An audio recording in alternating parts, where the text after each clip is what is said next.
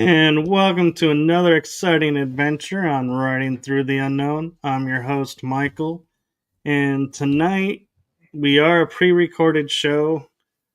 However, with that being said, I am so honored and blessed and grateful to have these guests on. I was in full transparency sharing with one of my guests that I've been thinking about getting him on the show and trying to find the right time, and was surprised to see that he was coming on tonight. And so if I seem a little more excited than normal, it's only because I am so excited to have both of my guests tonight and to share their information with you all. I cannot wait. And so with that being said, I'm going to stop rambling and I'm going to turn it over to my amazing guests, the amazing, super talented, amazing authors, and insightful Trish and Rob MacGregor. By the way, Michael, I love your opening. Thank you. Really beautiful. Did you create that? My cousin actually creates those for me, and I found him doing ads for his mom. So, all right. Okay, well, go ahead, Trish. I'm married to Rob. We've been freelance writers ever since we met, really, which was 40 years ago. Yeah. A long time ago. He was a journalist. I was teaching English to Cuban refugees. This was in 1981. And he came to our school to see if people were really learning English. And we started talking and went out for a drink, and here we are. Yeah. And Trisha's, when I met her, one of the first questions she asked me after I did the interview, and we were just talking a bit, and she says, "So, do you know what synchronicity is?" And I said, "Yeah, I've heard of it." And actually at the time, I thought of synchronicity as kind of a low-level psychic ability. But since then, and since, getting to know Trish more, I realized that no, it's actually the umbrella of all paranormal types of paranormal. If you have a telepathic or precognitive, it's oftentimes a synchronicity as well. So it kind of fit, all these experiences sort of fit under synchronicity. That's the way we look at it. It's kind of a controversial point of view, but we wrote a book about it, so we have to stand by it. That's what Jung said. Right. Exactly. Are you going to argue with Carl Jung? I don't think so. Yeah. Yeah.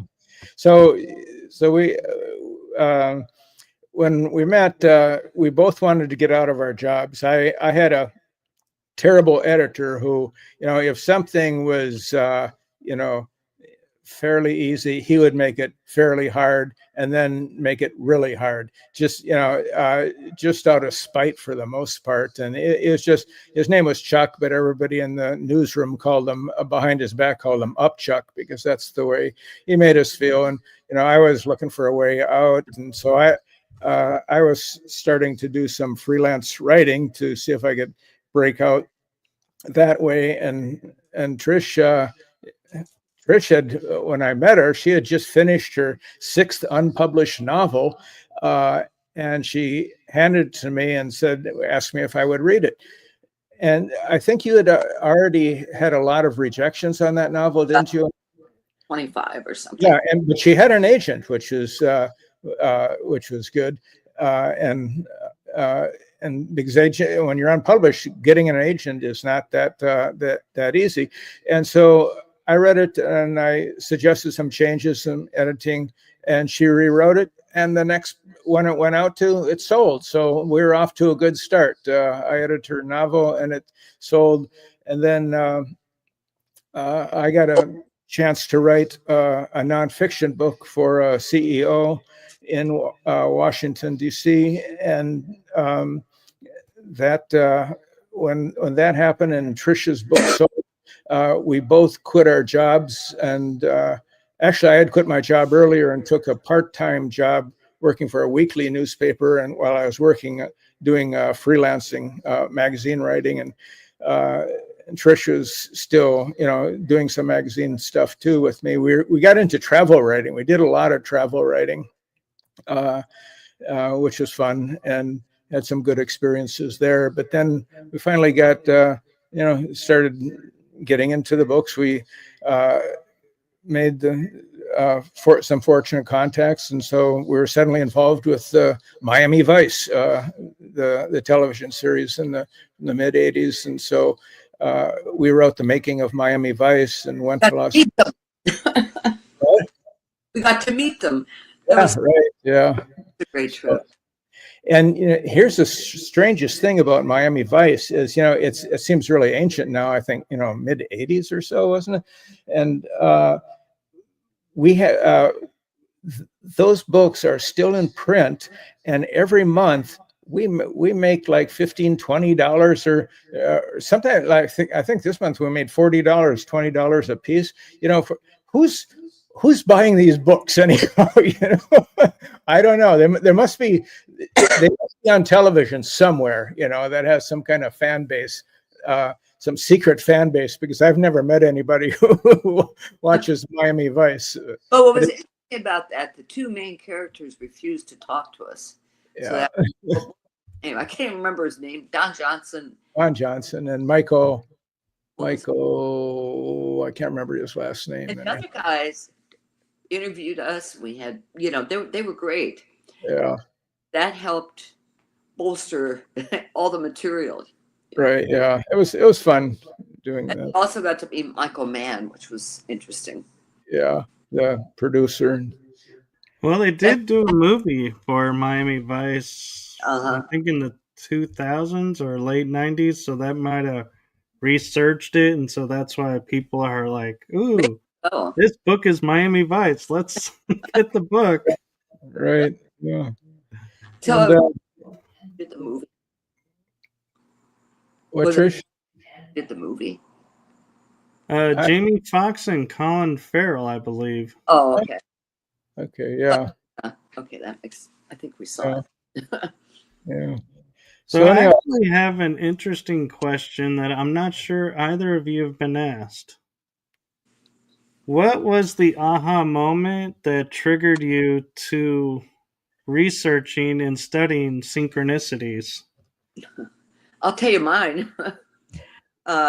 In college, somebody gave me a copy of the Richard Wilhelm edition of the I Ching, where Carl Jung had written the introduction and explained what synchronicity was. I read that introduction. I thought, okay, now I can explain my life. Now I know what synchronicity is. So I mean, I was probably 19 years old, and it just really impacted me. So about 10 years later, a woman and I, who were both social workers, decided to go to Europe. And I kept saying, we got to go to Switzerland. She goes, oh, yeah, we're going to go to Zurich. And I said, we have to go to Bollingen.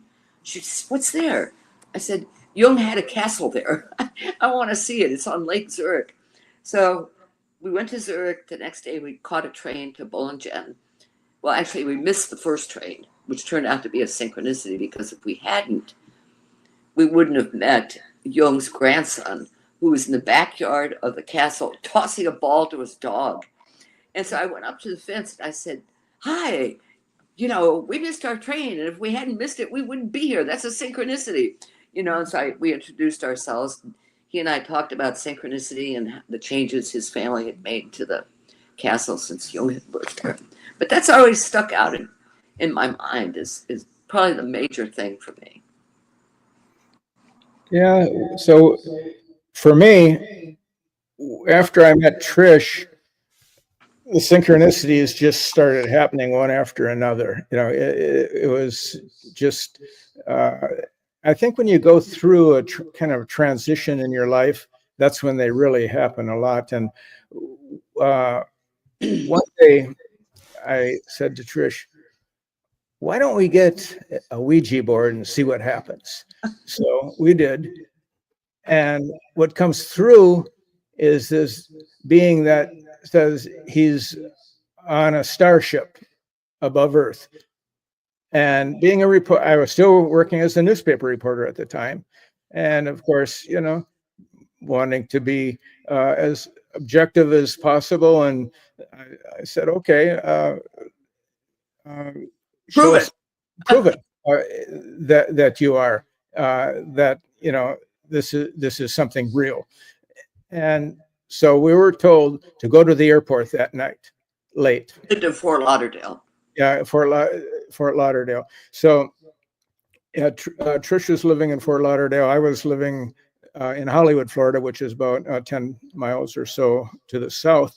And so we met, I don't know, sometime after midnight, and went out to the Fort Lauderdale airport, which at the time was a lot smaller than it is now. And you could actually go out by the fence, park your car, and watch the airplanes come flying in, landing. And so here we are, 12:30, 1 o'clock, looking at the sky, this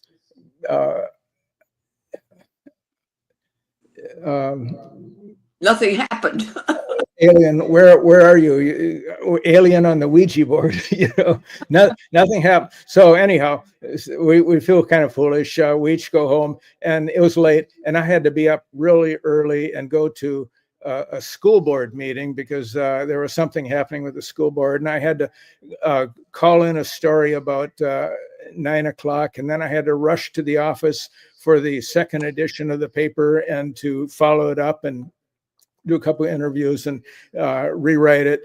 So I do that, and I just finally finish, and I'm kind of exhausted. And I noticed the reporter sitting next to me on the next desk, she had been typing away, and she just finished about the same time. So I looked over at her and said, "What have you been working on?" She said, "Oh, a UFO story. There was the Hollywood police spotted a UFO hovering over the airport." "What airport?" "Perry Airport, the private airport," which was close to where I lived. And, a little way from Hollywood, from Lauderdale Airport. Yeah, we were like at the wrong airport. So that night we just said, "Oh, we got to go out to that airport."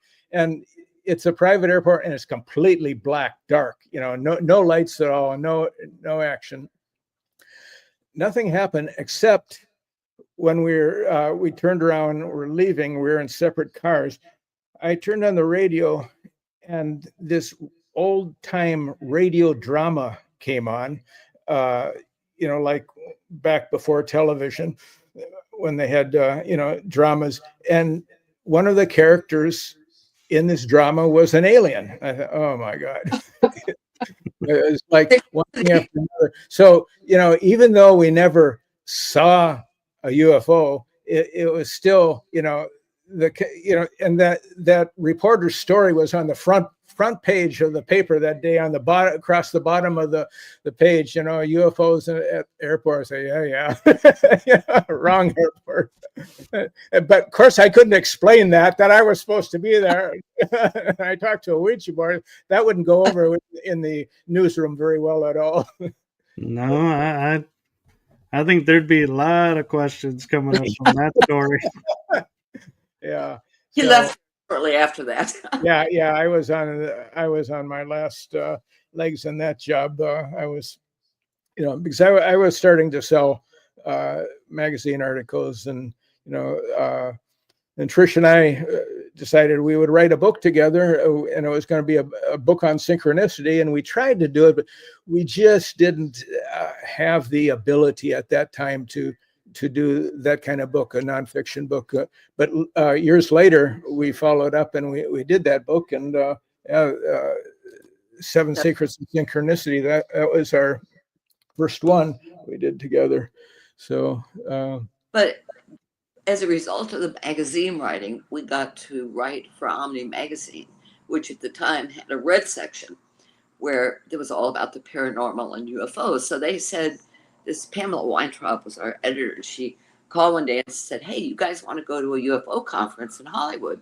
"Sure, send us." Okay, so she sent us. We went as representatives of the magazine.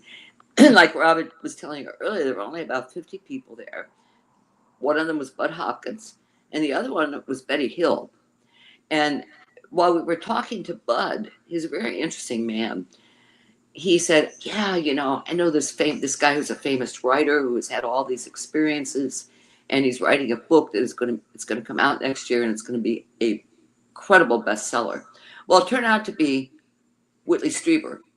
And About a year later, we walked into I guess it wasn't a Barnes and Noble, it was a Walden's, and there's Strieber's Communion stacked high with that face of the aliens in front.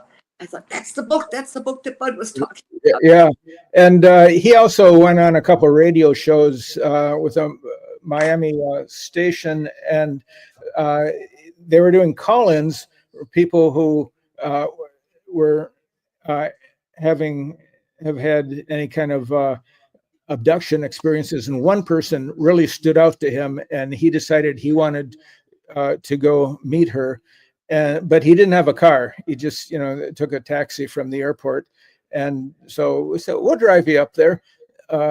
But then he got kind of, so we did that, but oddly, he was a little paranoid and thinking that it was very strange that we just showed up and offered a ride, and he's thinking that we might be some kind of agents that are spying on him.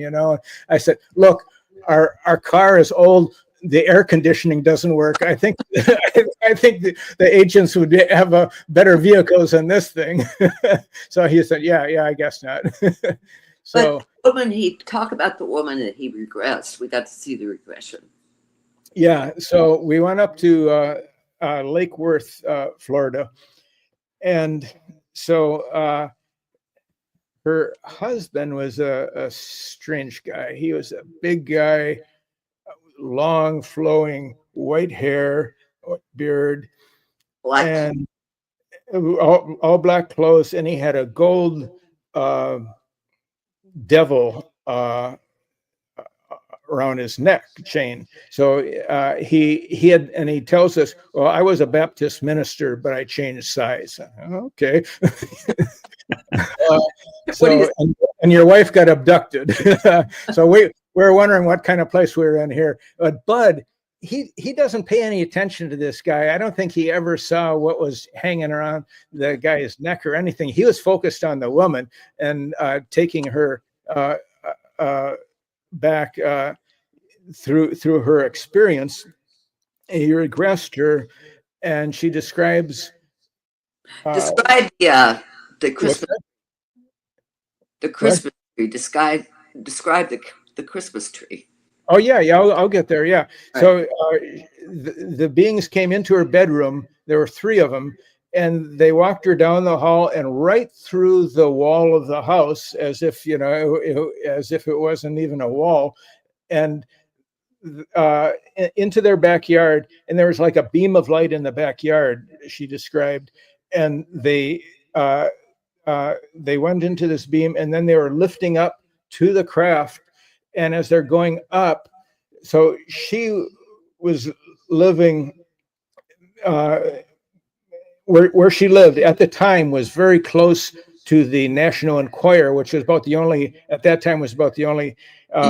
newspaper magazine that was writing about UFOs and aliens. And each Christmas they had a huge Christmas tree, and they had a train and some, they had a lot of property, and a lot of people came there for their Christmas stuff.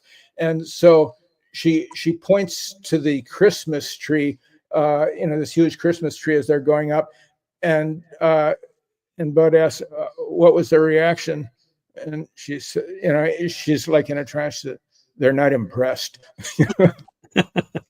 Then she's up in the craft, and goes through the typical scenario of removing the clothes and probing and all of that. That so many other people have also described. That interesting. That's not happening anymore. You don't hear about that so much. But back in the 80s, 90s, there was a lot of stories coming out. In 2017, we met Whitley in the town of Casadega, and I had dinner with him, spent the weekend up there. And he says, abductions like that aren't happening anymore. But he says, because they've got everything they need from us. I thought, well, that's interesting. Apparently, they got enough whatever to make children, whatever they do. There's somebody you should have on your show, Michael, named Dolly Safran. She is the wife of Preston Dennett. You may have heard of him. He's written a lot of books, probably more books about UFOs and aliens than anybody. And he's a good interview too. But Dolly is an experiencer who claims that they showed her how to run the crafts, and that she was actually an intermediary between the beings and the people being abducted. And she talks was abducted at the age of 10 months when she was in her crib. Yeah, the first time. So I remember. I remember 10 months. I mean, if you interview with her and talk to her for an hour, it's like you enter another world. Is this the same world I live in? Because it's very different. Well, talking about synchronicity, I have had Preston on my show twice. Okay. And I'm friends with Dolly, and I keep meaning to reach out to her, and then like something comes up, but I never put together that the two were a couple. Yeah, they are. Yeah, the same. And what was the name of their book? He wrote a book about her. I think was it Symmetry? His latest book. Symmetry was the name of the book. Yeah, and that's about Dolly. That's about Dolly. Yeah, and yeah, so it's you should. So you've had we've had Preston a number of times on our podcast too. He's a good guy, and but Dolly is something else. I just made a note to reach out to her. Yeah, great. Yeah, she'll like that. About all her, she has had some incredible experiences. Sometimes she'll call me and she'll go, "Well, what are you doing?" I said, "Well, I'm writing like I usually am," and then she just goes off and starts talking about different things she's observed and whatever, what's happened to her and where she impressed her going next. And it's fascinating. I'm not a judge of whether or not what she's saying actually happened, but who am I to question her? It's her experience. Right. Yeah.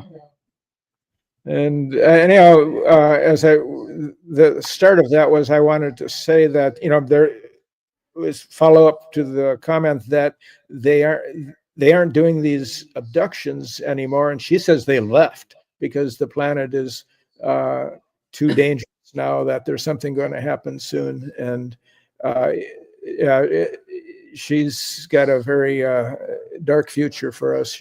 She can tell you about. And but anyhow, she said they're going to come back and pick us up, and she said, "Oh, we'll make sure they get you two guys too." So, all right. Why not? Where are we going? I don't know.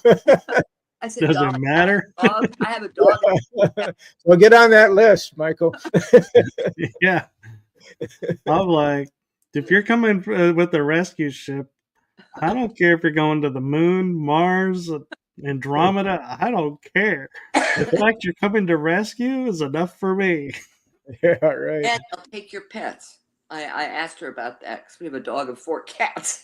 I said, "Will they take my pets?" "Yep, Trish, don't worry." I said, "Okay." Yeah. So we unlike so Preston, as you know, has written so many books, probably about 30 books. We've just written one book on UFOs. So Trish, you want to talk a little bit about that? Well, it started as a result of your contact with a French Canadian guy. Yeah. Who had an experience, and he didn't know who to talk to about it. And one day he walks into a bookstore and he says he sees the French edition of 7 Secrets of Synchronicity. And what was it he saw? There was something that reminded him of what he had seen. What was it? Oh, he went online. He just wanted to look up synchronicity and UFOs, and what came up was a an image that was from our blog that showed a craft with these about a dozen different lights shooting down into this big field, and that was exactly what he saw. And he thought, "Oh, I need to get a hold of these people to tell them my story." And so he looks up the name and he sees our names. And, oh, they wrote the book I just bought. So it was another synchronicity for him. So he was very, he's been reading the book in French, and so he wanted to talk to us. So we wrote about 9 different episodes on our blog about his experiences, which. And Aliens in the Backyard, his story is the core story, but we also included a lot of other stories from people we had heard from. Right, yeah. The book is called Aliens in the Backyard, but what name did we use for him? I'm just thinking of his real name. He works in the aeronautical engine field in Montreal, and he didn't want his real name used because of the sensitivity. When we refer to call him John. Yeah, right. Yeah. But what happened is, though, when the blog stories started going out, we just got inundated by all of these different government agencies. Yeah, government agencies, CIA, NSA, one after another, coming in, looking at this stuff, and but then also the Canadian, what are they called? Royal Police. Yeah, Royal Canadian Police. They spent 8 hours on our blog. So obviously somebody was assigned that to go over all of this. What we're writing about, because it was took place in a rural area about 45 minutes outside of Montreal, and so that was kind of interesting. And when I talked to this guy, I was thinking Royal Canadian Mounted Police, and I have this image of cops on horses chasing UFOs, and our guy, he says, no, they're like the FBI, they're not on horses. That's what Americans think. Oh.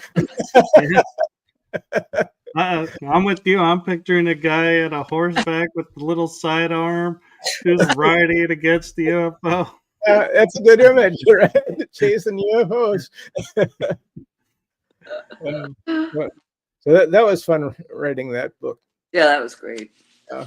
One of the stories we had there was a woman whose real name we didn't use, but she had gotten pregnant, and she wasn't ever supposed to get pregnant because she couldn't, and she felt it was an alien thing that had happened. So she was on her way to, and because she was high risk, she was on her way, I think, to Vermont or somewhere where she had to cross a lake. And before she had to take a ferry to get to. Yeah, she had to take a ferry. Yeah. And before they got on the ferry, they wanted to use the bathroom and get something to drink. So they pulled into this place. And she said the 2 people who waited on them were about 4 feet high and talked very strangely and gave them, the 3 of them. You're missing part of the story, though, Trish, because they went through this fog. Oh, that's fog. Heavy fog. And then they decided they would pull off somewhere. And so they saw this road and they pull off the road, and they see this like restaurant shaped like a barn. And so they go inside, and there's these 2 people, and there's nobody else in there, these 2 little people, and they give them some kind of drink that is very sweet. Very sweet, and they've never tasted anything like it before. And then the next thing they know, like 3 hours have passed, and they're at the ferry, and they don't even remember how they got to the ferry from that. So she's very confused. And they see the doctor, and the doctor says, examiner said, "You're not pregnant." And she said she knows she was pregnant. They had all the period that they removed the baby. Yeah, she thinks that they took the baby during that time. But anyhow, so when they went back, she wanted to go back to that restaurant, and they couldn't find it. They said they found the road because they knew where it was. What was the name of that town? It was near that prison. Yeah. I can't think of the name of the prison either. But so they found the road, but there's no restaurant, there's no barn there. So it could have been a craft, in disguise. So that was a good story in the book too. So I'm curious between each of you, without giving away too much, because I'd really like for everyone to buy the book and read the book. What is, of the 7 synchronicities that you write about, which one is your favorite? For me, I think it's the creative. The 7 types of synchronicity. There's the knowing, the heart, the theory, the creative, clusters, tricksters, the global too. Creative. Because what I've discovered, I read a lot of novels, and what I've discovered is that when writers are in that state, where they're creating, especially novelists, they do kind of enter into altered states and they can sometimes end up writing about the future and they're not even aware of that. Yeah, there's a couple of stories that are really impressive.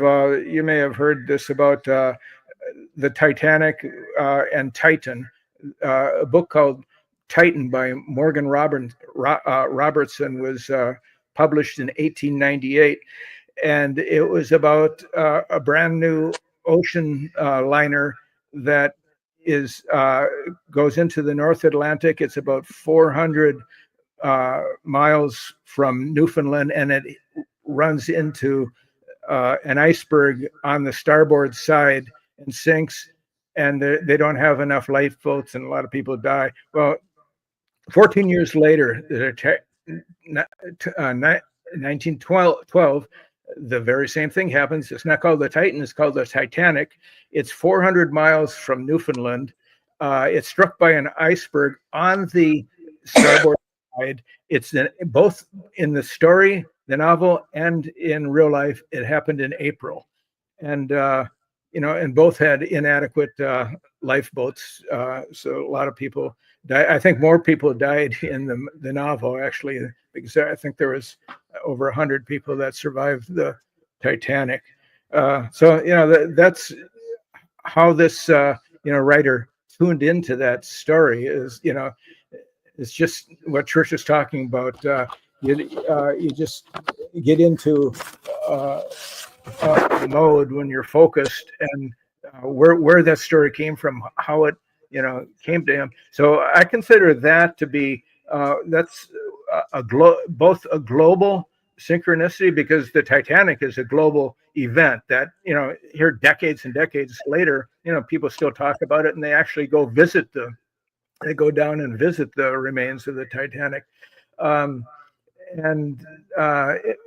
But it's a global, and it's also part of the creative secret of synchronicity. I'd like to tell one more story, because this is a good one. This is about a novel, actually the only novel ever written by Edgar Allan Poe. We know. Oh, it's a good one. Edgar Allan Poe is the most famous American writer, but he actually only wrote one novel. He was a short story writer. So he wrote this novel called Narrative of Arthur Gordon Pym, and it was published in either 1837 or 1838. And in this novel, there's a shipwreck. There are 4 survivors, and one of the survivors is a 16-year-old cabin boy, and his name is Richard Parker in the novel. And they all draw straws or whatever, to whoever has the shortest one. I don't know if they had straws, whatever it was. Whoever had the shortest piece was going to be eaten. And Richard Parker, the kid, was cannibalized by the other three who survived in the novel. Okay, so 47 years later, the same thing happens. Four survivors of a shipwreck. There's a cabin boy. He was 17. His name is Richard Parker, the same name as the cabin boy in the novel. In the story, there, as it was later related by the survivors, who were rescued, by the way, by a ship called Montezuma. And Montezuma, they were into cannibalism too, the Aztecs. They said that they were going to do something to pick who is going to be the one who is going to die and be eaten. But they saw that Richard Parker, he'd been drinking water and he was kind of out of it, and he wasn't doing well. So they just They've been drinking seawater. Yeah, he was drinking seawater. Yeah, they had no water. That was their problem. They had caught a tortoise, and they had been eating the remains of the tortoise as long as they could. Then they were out. I don't know how many days, how many weeks before they were found, but they were after the tortoise. It was all Richard Parker after that, so that's a pretty incredible synchronicity. But there's really more to it, because another writer knew about this story, Jan Martel, and he wrote The Life of Pi, and it was about being out on a raft with a Bengal tiger, who Martel named the Bengal tiger Richard Parker. And so he knew about that story about Poe and the true story of the Richard Parker.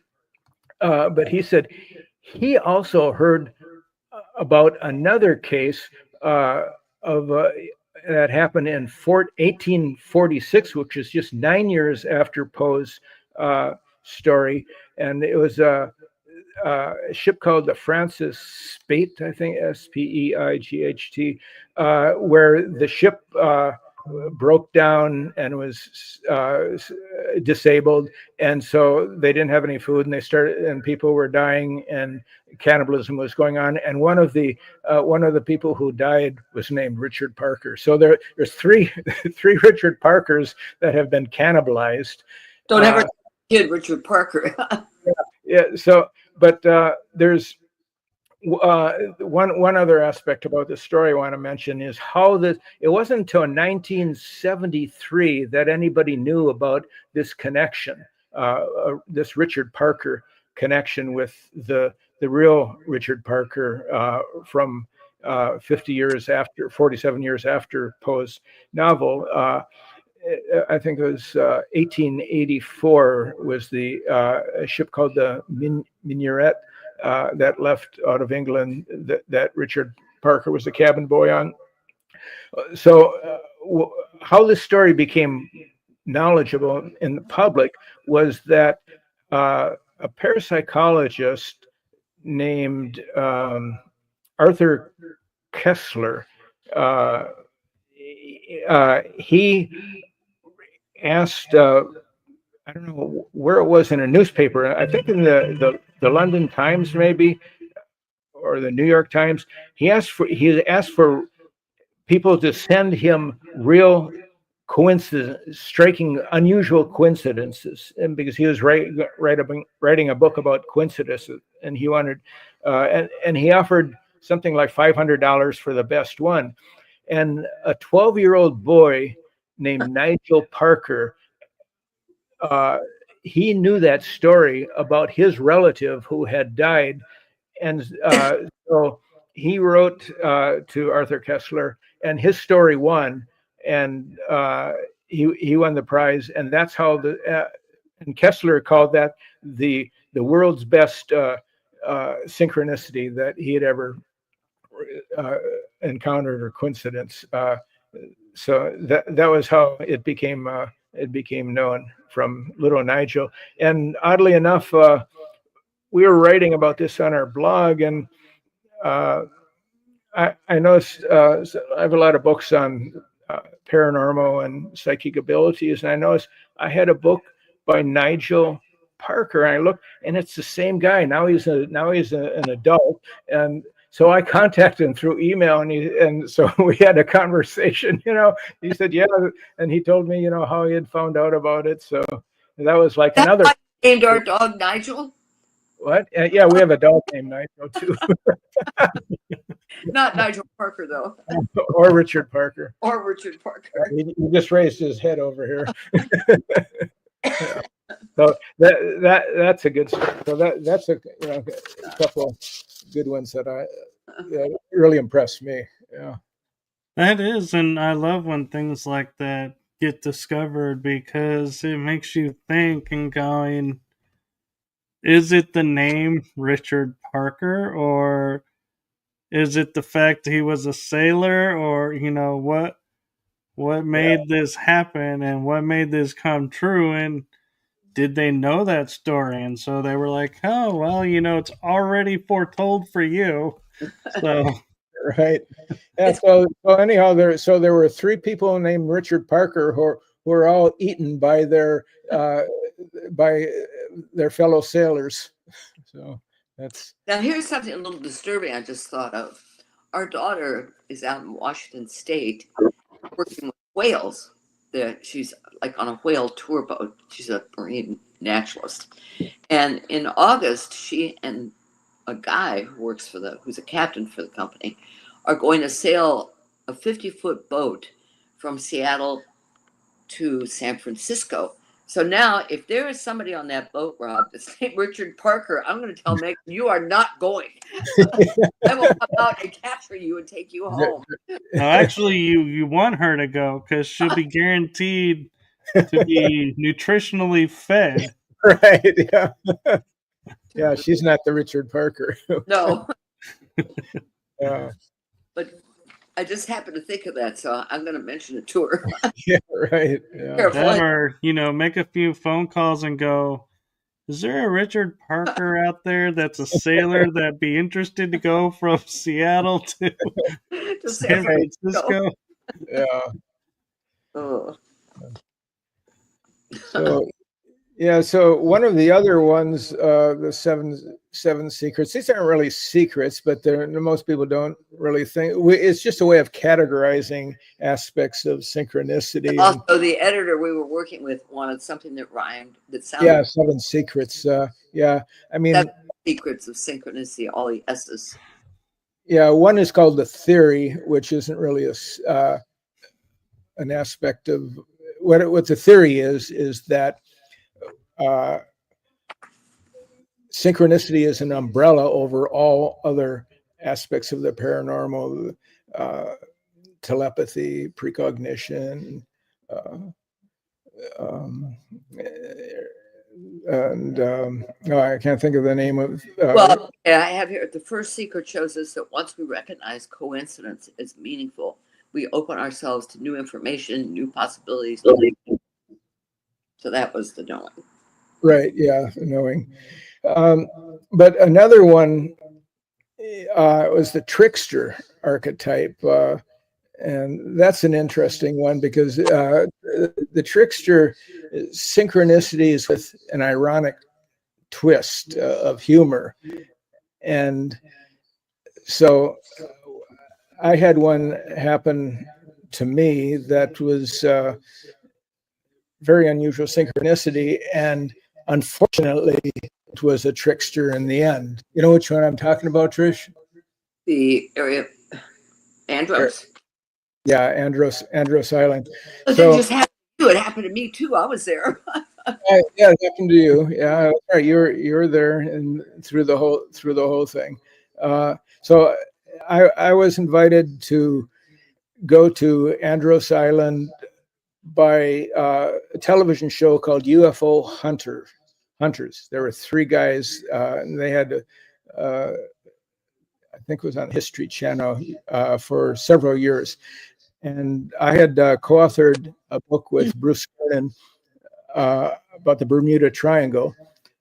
And so we were invited to go there to be interviewed. And we flew over in Bruce's plane. He flew yeah. us.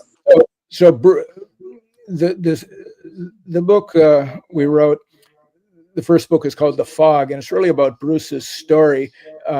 He had an unusual experience where he virtually this storm off Bimini and time traveled, arriving in Miami Beach suddenly, very quickly, and had like 19 gallons of too much fuel. And there's a whole story with the instruments spinning around, and in a detailed story from leaving from Andros Island. So that's why the UFO hunters wanted to talk to us. And one of the things they wanted to do was to interview the commander of the base there. There's a secret Navy base, so-called secret Navy. It's the island's employer. It can't be that secret. Uh-oh. Rob disappeared. So why don't you share your part of this, and then when he comes back, we'll catch him up. Well, what happened was Bruce and Rob went up to the gate of this naval base, this secret naval base. And all of a sudden, these two vehicles came in like this, so that they were nose to nose, blocking his way and Bruce's. I was just standing back watching all this. I thought, oh, this doesn't look good. And then I think there was a helicopter that came in overhead also. And they said, okay, they don't want to talk to us. So this was one of the UFO hunter guys who said this. He says, maybe we should just go back, to the restaurant or whatever. So everybody left. Well, about 3 weeks later, Rob and I were in Sarasota, where our daughter went to college. And we decided we wanted to go downtown, have a bite to eat, maybe listen to some live music. So we found this place. It was jam-packed. It was a Friday night. And we finally found 2 seats at a table that was already occupied by this other couple. And I said, oh, yeah, and you can sit here. And it turned out the guy, here's Rob, we don't know what happened to you. Yeah, I just disappeared. Uh-oh, about Bermuda Triangle, that's where he is. So tell him what happened. Okay, so actually it wasn't 3 weeks for sure. Sure. It was like 4 months. 4 or 5 months afterward. What happened on Andros Island was that we went with the UFO hunters to try to talk to the commander of this secret base. The producers had been calling and trying to contact the base and leaving messages, and because they wanted an interview with the commander. And not only did they say get rejected, but they just never got a response. Nobody ever said anything. So Bill Burns, he was the chief UFO hunter. He said, well, let's go over there and go up to the gate, and maybe we can go in and get a tour at least, and maybe we can cajole the commander to come out and we can talk to him. And so we drive up, we stop about, 50 yards away from the gate, because the camera people got out and got their equipment ready we're going to walk up there. But suddenly these 2 police cars arrive at the gate, and they don't park right like they're going into the gate. They park like this, like they're blocking the gate. And then this black helicopter lifts up from behind the gate and hovers above us. And, Burns kind of looks at us and says, I don't think we're welcome here. so that was it. He never, we were never able to talk, get into the base or talk to the commander. So then 5 months later, our daughter is going to college in Sarasota on the other side of west coast of Florida. Not too far from where you're going, St. Pete. Yeah, right, south of there. And so she's getting into her dorm, and Trish and I decide to go downtown and find some food, find dinner. And the restaurant we found had a lot of outdoor tables, and there was live music there, and it was very crowded though. We decided to take a look to see if we could find a table. No tables available, but there was a high top with 2 people on one side and 2 empty chairs. So we asked them if we could sit there, and they said fine. And so we joined them, and they're very friendly, talking with them. And as we're talking, it turns out, who am I talking to? I'm talking to the commander of AUTEC, who in April, this was September, in April, he had been the commander. Now he wasn't the commander anymore. He'd moved on or something, but he was the guy. So I told him about, being there and about UFO hunters. And he looked at his girlfriend and he said, I need another drink. And so it was difficult talking because the music was loud. And so between songs, we would talk. And finally, he said, why don't we, he got a piece of paper and he wrote his email address, and he handed it to me, and he said, contact me. And then he said, why don't we go over to another bar and have a drink? And for some reason, Trish and I said, no. I don't know why we did that. We said, no, we're going to bed, which was stupid, because I never saw that piece of paper again either. That's the trickster. I don't know what happened to that little piece of paper with his email address, so I was never able to contact him.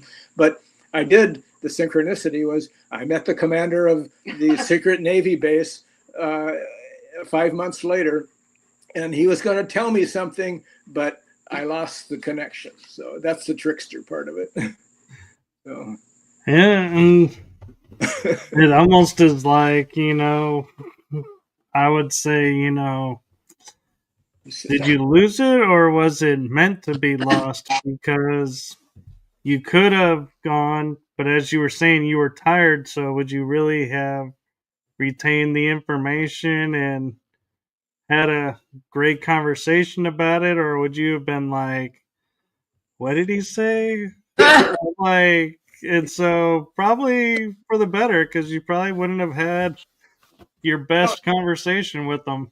Yeah, that part of it, going to the bar, but the email, I would have been in contact with the guy with the email, and I could have really started asking him some questions about, the whole idea is that this underwater base is in contact with underwater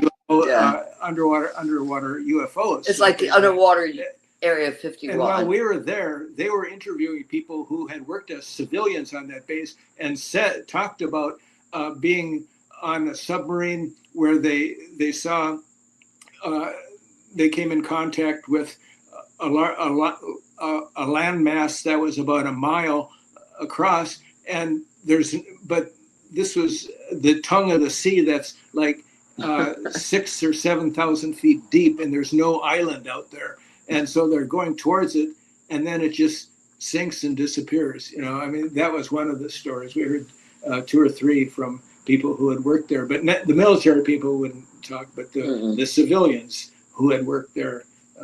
We should go back there. Yeah, right. Give Bruce a call. Yeah. Let's go back, find out what happened. Road trip. Yeah, really. Plane trip. Yeah, but so another part of that story is when we left, Bruce decides he's going to fly right over the base in his airplane to get a better look at this base. That was a mistake. We went over the base, and after that, all his electronic equipment was gone. Rob and I were sitting in the back. I took flying lessons at one time, so I was staring at the radar, and all of a sudden everything vanished. Yeah. I said, Rob, I don't know what just happened, but this is not good. And so, fortunately, Bruce is a good pilot, and he knew which way west was by the sun. And we made it to Florida, and as soon as we were over land, everything came back on again. And he had it checked out the next day, and there was nothing wrong with it at all. And so we talked to one of these civilian guys who had worked there. He said, "Oh, you got hit by an E-bomb. You're not supposed to fly over that base." You should have Bruce on. Yeah. His story is fascinating. Yeah, Bruce Gernon. Yeah, I'll he would come. We'll if you can put me in touch with him, I'd love to have him on. His story is fascinating. Yeah. And so Bruce, if I'm remembering right, is the one who flew over and got caught in the time tunnel. Yeah. And Right. Yeah. Okay. If you've watched any documentaries on the Bermuda Triangle, you've probably seen Bruce because he's been on them, and he's usually at the end because he's got the best story, and he's like the living person who has survived the Bermuda Triangle. Yeah, I'd love to have him on because I know that story, and and that's just, I love how it's always like you're saying at the end, because it's like everything can kind of be explained away, but not this. You can't explain a plane who flew so many hours with extra fuel in the tank landing right sooner than it should be, and it's like, wait a minute, none of this is explainable. Right. Well, we have another instance of that. There was a woman who lives south of here, and she was in the Keys at like a quilting convention or something, and her husband and son, I think it was, were staying in Key Largo. So she was down, what was the name of that key? Oh, Big Pine Key. Yeah. And it's about 55 miles between the two islands. And she said on her way home, she was by herself. She went over a bridge, and while she was on that bridge, a fog moved in, which she thought was really strange because it had been a sunny day, dense fog for about a mile. Right, dense fog for about a mile. And all of a sudden she came over the bridge, she came out of the fog, and she saw the sign for Key Largo. And she thought, that can't be right. I've like been in my car for only 10 or 15 minutes. It's like a 55 minute drive. And so she goes shakily into her hotel room, and then she bursts into tears. She goes, I went through time. And her husband says to her, I hope I don't have to go on Oprah. She had told them when she was, called them and told them she was leaving, so they didn't expect her for another at least half an hour, and suddenly there she is. So I mean, and that's a case of fog on land, so not just So maybe there is something to this fog stuff. Yeah. So we have Bruce and I wrote another book, a follow-up book, Beyond the Bermuda Triangle. It's called, and it has stories that take place on land as well as the ocean, and not only in the air, but people driving, and a couple people even walking on a golf course were actually chased by this fog, and that it captured one of them, and he's crying, and it's hearing strange things in his head, and they finally scrambled out of there, and they get to their car and they look, and here comes the fog towards them. So the fog comes after you, Michael. Get out of there.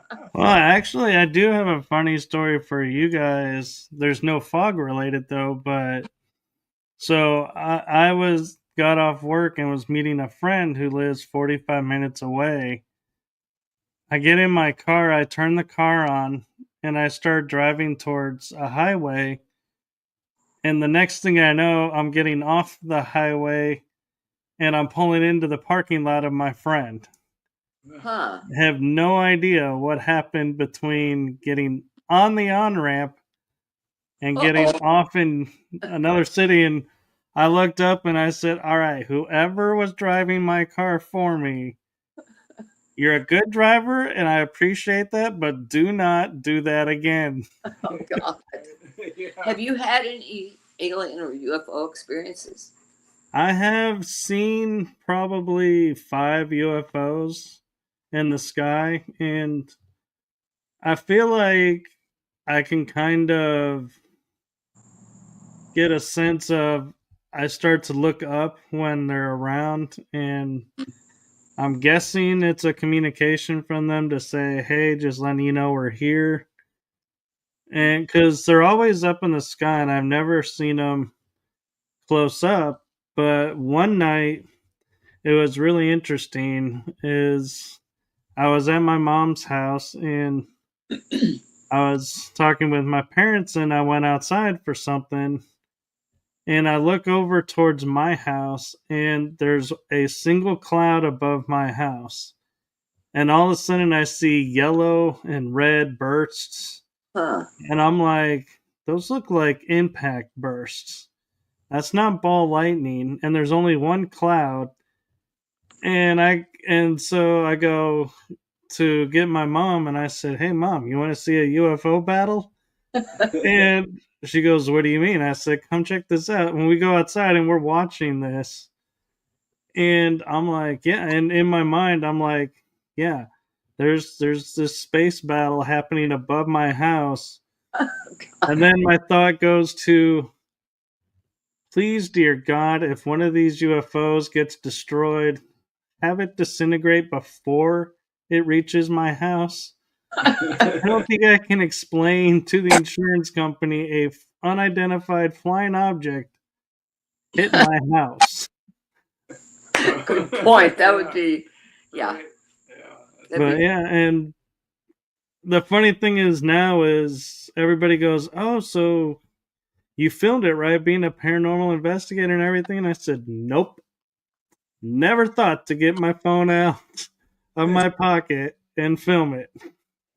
Next time. Yeah, that's the same thing that happened with us. Remember that time we went to Barnes and Yeah. Noble? Went to Barnes and Noble, and it just happens that I saw a UFO book there that I'd never seen before, and so I bought it. And we walk outside into the parking lot, and there's this light up above us. I don't know, it's not very far up above. Maybe 300 feet, very bright. And we're standing there looking up, and there's people walking by, but nobody's paying attention. Nobody, when somebody's looking up, other people will look up. Nobody looked up. It's like they're in a trance or something. We're looking up. They're just, nobody seems to notice this. And so after, I don't know, at least 5 minutes or more, Trish says, "Well, I want to go to Walgreens," which was about a quarter mile away or less than that. So we get in the car, drive over, and I stay in the car in the parking lot while she goes in. And that craft went across the highway, and it was hovering above a golf course, and it was in the only spot where I could possibly see it, because it was very shrouded.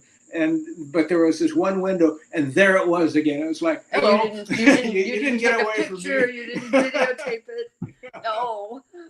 I did take picture of one incident where I was wrapping up a job that I was on when I was doing fundraising work, and I looked up and I saw this craft, and I was like, I knew it was a craft, even though it was on the other side of a highway. And I go in and I'm breaking down my equipment and putting it in my car. Then I go to check out. And when I come back out, it's still there. So I'm like, I'm going to take a photograph. So I took 3 photos. And in these photos, the object has never moved. And it's above the light posts and the tree level. And it just hovers. And I mistakenly put it on Facebook just to say to people, "Hey, what do you, I think I seen a UFO." And everybody goes, "No, that's a plane. That's obviously a plane that's, coming in because there's an airport nearby." I was like, I don't know of any plane, commercial or military, that can stay put for 5+ minutes in the exact same spot and just hover. And it's totally quiet. I mean, granted, I'm by a highway, but still, you can hear planes. and there was no sound from this object. It was black. It was like a long, thin streak and then like a box on one end. And I was like, there's something strange. And no matter where I walked around my car, it was in the same spot every time. It's like it never moved. So, like, if I went to the front, it looked just like where it was in the back. And I was like, something odd about this. This is not what I think it is. You got a photo of it?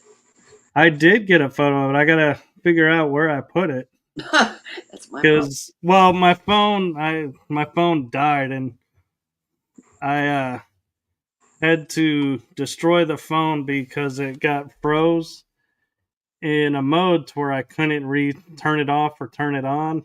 It was just stuck. And when I got my phone, my new phone, to replace it, they go, well, we can't activate your phone till your other phone dies. And I'm like, it's 73%. I'll be waiting days for this phone to die with having no ability to use it. So I took a sledgehammer to that thing and I was beating it. And I called the phone company and I said, okay, the phone's off now. The SIM card can be transferred now, right? And they go, how'd you do it? And I told them I took a sledgehammer a few times to it. He goes, you realize that battery could have exploded on you. I was like, I do now. Yeah, right. Yeah. Nigel wants out. Yeah. Okay. One more quick story before we have to go. We mentioned that. Okay. We mentioned this, or I want you to talk about this too. I made the screen wider so both of you can sit if you'd like. Said you got Nigel's butt here. So, we mentioned earlier this UFO conference we went to in Hollywood, Florida, where Bud Hopkins and Betty Hill were there, and Trish got very friendly with Betty Hill and her friend, and she was a nurse, wasn't she? Yeah, invited them over to our house, so they came over, and so that was interesting having Betty Hill at our house, and this was in her later years, a few years before her death, and you know, she would seeing UFOs all the time. She said, you know, and she went out in the parking lot outside of the... No, she didn't just go out in the parking lot. All of a sudden, she dashed out of the living room, ran into the parking lot. I mean, it was a sudden movement. Yeah, and she points out, you know, and yeah, we see them too, but it looks like airplanes to me, you know. But but you know, she said, well, they can appear like airplanes too. But she was confident that that was not a regular airplane. But you know, she had quite a life, quite a experience with her and Barney were practically forefathers, yeah. The ones who came out first, with their story, and they were both involved in the civil rights, and they didn't want to talk about UFOs and being abducted, but they did finally, Yeah. So.